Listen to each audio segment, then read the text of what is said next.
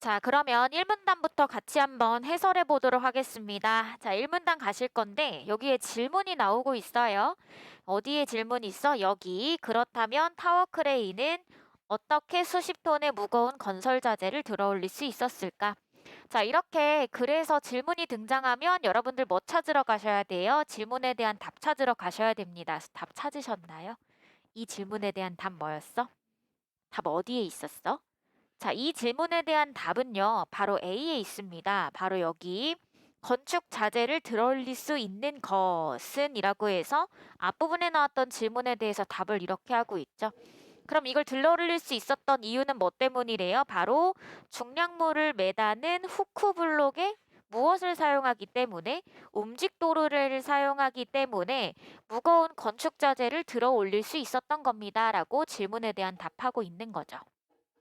자, 그러면 바로 이 문단은 사실상 답이 아니라 이 질문에 대한 답을 하기 위한 준비 과정이 있었던 거죠. 그래서 저는 앞으로 이런 걸 인서트라고 표현을 할 겁니다. 그래서 이 문단의 내용은 인서트라고 보실 수가 있어요. 자, 어떤 인서트인지 보면은 타워 크레인은 그림과 같이 뭐로 구성됩니다. 라면서 타워 크레인의 구성 요소들을 설명하고 있습니다. 근데 얘들아, 여기서 그림 주는 이유는 뭘까?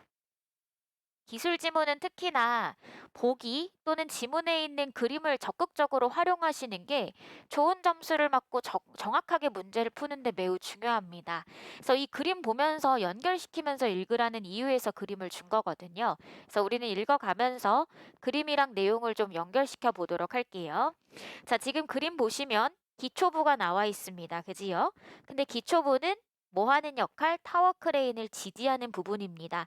따라서 시간이 좀 되기 때문에 우리는 기초부에다가 잠깐 적어 놓을 수가 있겠죠? 지지하는 역할입니다. 자, 그 다음에 마스트가 있습니다. 마스트는 타워 크레인을 지지하는 기둥입니다. 마찬가지로 마스트도 여기에 있고요. 타워 크레인을 지지하는 역할을 하는 기둥이 되겠습니다.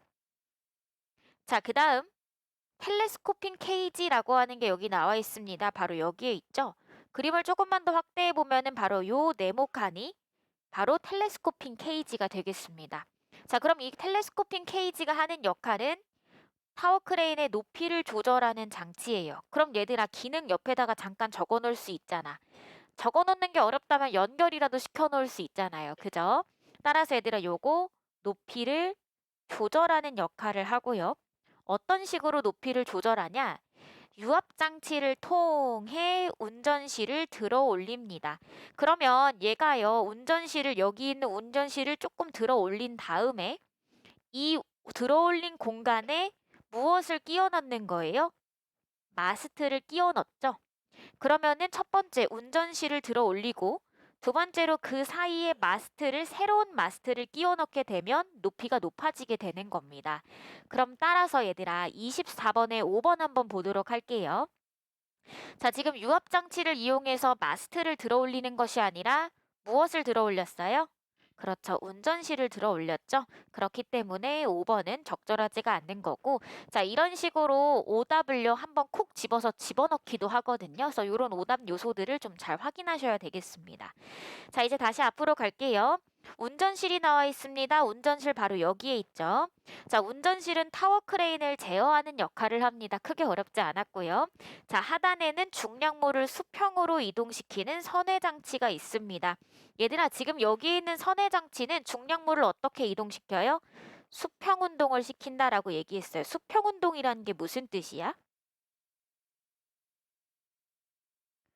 그렇죠. 이렇게 움직이는 것이 바로 수평 운동이 되겠죠. 그쵸? 자, 또 밑으로 보겠습니다. 그 다음 상단의 타워 헤드에는 지부의 인장력을 보강하면서 평형 유지를 돕습니다. 그러면 타이바가 하는 역할은 뭐야? 첫 번째로는 인장력을 보강해 줍니다. 또 두 번째로는 뭐 해요? 평형을 유지하는 데 도움을 줘요. 그럼 얘들아, 이거 다 타이바의 기능이죠? 그러면 얘들아, 옆에다가 잠깐 적어 놓을 수가 있겠네. 타이바의 기능 1번 인장력을 보강합니다. 근데 얘들아, 인장력이 뭔지 싶을 수가 있어요. 이 인장력에 대한 지문은 다른 모의고사에서 나온 적이 있기 때문에 간단하게 인장력에 대해 설명을 좀 해보겠습니다. 인장력은 서로 떨어져 있는 물체를 끌어당기는 힘이에요.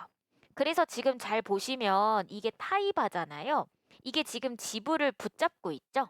그러니까 떨어져 있는 두 물체를 붙잡아주는 역할을 하고 있는 겁니다. 그래서 인장력을 보강시켜 주는 거고 또 두 번째로는 뭐 해요? 평형을 유지하는 데 도움을 주죠. 자, 이제 지부로 가겠습니다. 지부는 카운터 지부와 메인 지부로 구성됩니다. 똑같은 지부이지만 두 가지의 종류로 나뉜다는 거 보이실 겁니다. 카운터 지부가 있고요. 메인 지부가 있습니다. 자, 그런데 카운터 지부는 길이가 짧고요. 일정한 무게의 콘크리트가 평형추가 고정되어 있어요. 그렇기 때문에 카운터 지부에서는 이 평형추가 고정되어 있기 때문에 무게가 고정되어 있다라고 볼 수가 있겠죠. 자, 밑으로 보겠습니다. 메인 지부는 길이가 길고요. 중량모를 들어 올리는 역할을 합니다. 들어 올리기 때문에 수평 운동할까요? 수직 운동할까요? 수직 운동하겠죠. 자, 그 다음에 트롤리에 대한 얘기 나옵니다. 트롤리는 메인 지부의 레일을 통해 중량모를 수평으로 이동시킵니다. 그럼 얘들아 위에 있는 트롤리도 마찬가지로 무슨 운동? 수평 운동을 하겠습니다. 뭐에 대해서? 중량물에 대해서요. 자, 그렇기 때문에 우리가 방금 전에 살펴본 자, 2번 한번 보겠습니다. 24번에 2번 보실 거예요. 타워 크레인으로 들어올린 이 중량물은 선의 장치와 트롤리를 통해서 무슨 운동해요? 수평 운동을 하니까 24번에 2번도 맞는 말이 되겠죠. 자, 타이바는요. 길이가 다른 두 개의 지부라고 했습니다. 무슨 지부죠? 그렇죠. 메인 지부와 그 다음 카운터 지부인데 길이가 달랐던 거 기억나실 겁니다. 이 두 개를 한쪽으로 기울어지지 않게 이게 무슨 뜻이야? 평형이라는 거죠. 평형을 유지시켜 줍니다. 따라서 1번 맞는 말이죠. 자, 이제 앞으로 다시 돌아가서 본문 한번 보겠습니다. 자, 그런데 질문이 또 등장하고 있어요. 길이가 다른데도 어떻게 평형을 이룰 수가 있을까요? 또 질문 나왔죠? 이 질문에 대한 답이 뭐였어? 답 지금 바로 나온 게 아닙니다. 뭘 이용하면 돼? 지뢰의 원리를 이용하면 돼. 이건 뭘까요? 인서트에 해당합니다. 지뢰의 원리는 인서트에 해당하겠죠. 자, 밑으로 보겠습니다. 자, 지뢰에는 작용점, 받침점, 힘점이 있는데 그럼 얘들아 이거 말 좀 어려운 친구들은 밑에다가 그려가시면서 하시면 되겠죠. 잠깐 그림으로 잠깐 표현해 보도록 할게요. 자, 지금 지뢰가 이렇게 있습니다. 제가 지금 여기 받침대를 한 곳이 바로 뭐가 돼요? 받침점이 되겠죠. 자, 그 다음 우리가 이쪽으로 힘을 가하게 되면 지뢰는 이렇게 물건을 들어 올릴 겁니다. 그죠? 자, 그렇기 때문에 제가 힘을 주는 이곳은 바로 어디? 힘점이 되게 되고 제가 힘을 줘서 뭔가 물체를 들어 올리는 작용이 일어나는 이 지점이 바로 작용점이 되는 것이죠.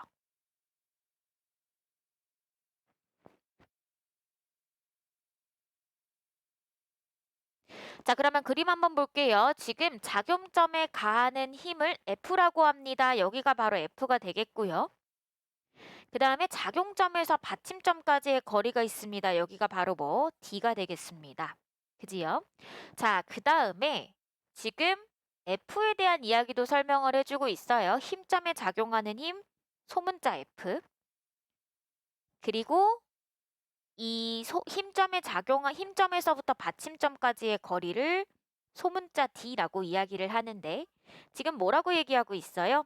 F와 D는 요 소문자 D와 같을 경우에 평형을 유지한다라고 이야기를 하고 있습니다. 자, 그래서 지금 밑에 뭐라고 얘기해? 마찬가지로라고 얘기했으니 이 그림에 하나하나씩 대응하시면 되겠죠. 평형추는 작용점이라고 얘기했습니다. 그럼 얘들아 이 F 자리는 사실상 뭐야? 평형추 자리죠. 자, 그 다음에 이 받침점에 해당하는 건 뭐예요? 운전실 지점이 되겠습니다. 운전실 지점. 자, 그 다음에 트롤리는 힘점에 해당합니다. 여기가 바로 트롤리가 되겠습니다.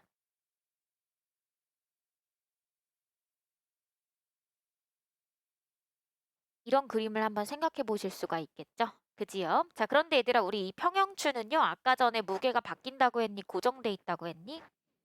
고정되어 있다고 했었습니다. 위에 써 있었었죠? 고정되어 있어요. 그럼 얘들아, 지금 여기는 고정돼 있는 거죠? 그치?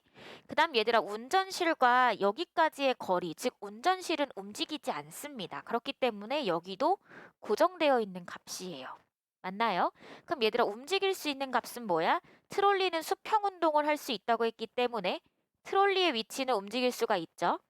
게다가 얘들아, 내가 들어올리려고 하는 물건도 움직일 수가 있습니다. 따라서 얘들아, 사실상 여기에서 이거는 고정돼 있는 값이 되는 거죠. 지금 타워 크레인에서. 그럼 얘들아, 뭐만 움직일 수 있어? 얘만 움직일 수가 있겠네요. 그럼 얘들아, 사실상 트롤리의 위치, 즉 요 거리가 줄어들게 된다면 어떤 걸 더 들어올릴 수 있는 거야? 더 많은 걸 들어올릴 수가 있게 되는 거죠. 반면에 얘들아, 요거 밖으로 더 밀어낼 수 있어? 없어? 없죠. 그렇기 때문에 얘는 한계점이 있습니다. 늘어나는 데 있어서. 그죠? 자, 그러면 얘들아, 요 내용 한번 살펴볼게요. 따라서 타워 크레인은 메인 지부에 있는 트롤리의 위치에 따라서 들어올릴 수 있는 중량물의 무게가 달라진다. 우리 방금 전에 얘기했던 게 바로 이 내용입니다. 트롤리의 위치가 어느 정도이냐에 따라서 내가 들어올릴 수 있는 것들이 달라지게 되는 것이죠. 자, 메인 지부의 바깥쪽에서 들어올린 중량물을 안쪽으로 이동시키는 것은 자유롭대요. 그죠? 왜요? 중량물의 무게를 조정하면 되니까요. 그치? 그런데 문제는요. 메인 지부의 안쪽에서 들어올린 중량물은 바깥으로 이동시키지 못할 수도 있을 겁니다. 왜인지 한번 볼게요. 자, 지금 제가 중량물을 여기에서 들어올렸습니다. 그치? 근데 얘들아, 이 값은 고정돼 있는 거잖아. 여기에 딱 맞게 들어 올렸는데 얘를 점점 이렇게 더 늘려버려. 그럼 어떻게 돼? 휘청휘청 하겠죠? 평형이 끊어질 겁니다. 맞나요? 자, 그렇기 때문에 얘들아, 25번 문제 같이 보도록 할게요. 자, 가장 적절한 거는 아까 뭐였었어? 우리 지금 살펴본 변수와 고정값을 우리 살펴봤었었는데 뭐가 고정값이었어요? 평형추와 운전실 사이의 거리는 고정되어 있었죠? 그리고 평형추의 무게도 고정되어 있었기 때문에 한정된 범위 안에서만 움직일 수 있었던 겁니다. 그치? 자, 근데 매력적인 오답이 사실 4번이었어요. 많은 친구들이 4번을 고르기도 했었습니다. 자, 카운터 지부에 설치된 평형추의 무게와 권상장치에 있는 중량물의 무게의 비율. 얘들아, 평형추의 무게는 고정값이라고 했어요. 그쵸? 물론 그래서 무게의 비율이 달라지는 건 맞습니다만 지금 이 글에서 계속 설명하고 있는 게 뭐야? 지뢰의 원리였습니다. 지뢰의 원리를 이용해서 답을 한다면 4번의 이 비율 자체는 지뢰의 원리와는 관련이 없기 때문에 가장 적절한 건 몇 번? 1번이 지금 이 인서트, 즉 지뢰의 원리와 가장 연결되어 있죠. 따라서 답은 1번밖에 될 수가 없겠습니다. 근데 25번 문제는 오답률 4위였고요. 72%의 친구들이 틀린 문제이기도 했습니다. 자, 그럼 이제 위로 올라가셔서 A 대부분 한번 읽어보도록 하겠습니다. 자, 지금 이 질문에 대한 답, 뭐에 대한 답인지 아시죠? 1문단에 등장했던 질문에 대한 답이 되는 거예요. 자, 그럼 얘들아, 밑으로 한번 보도록 하겠습니다.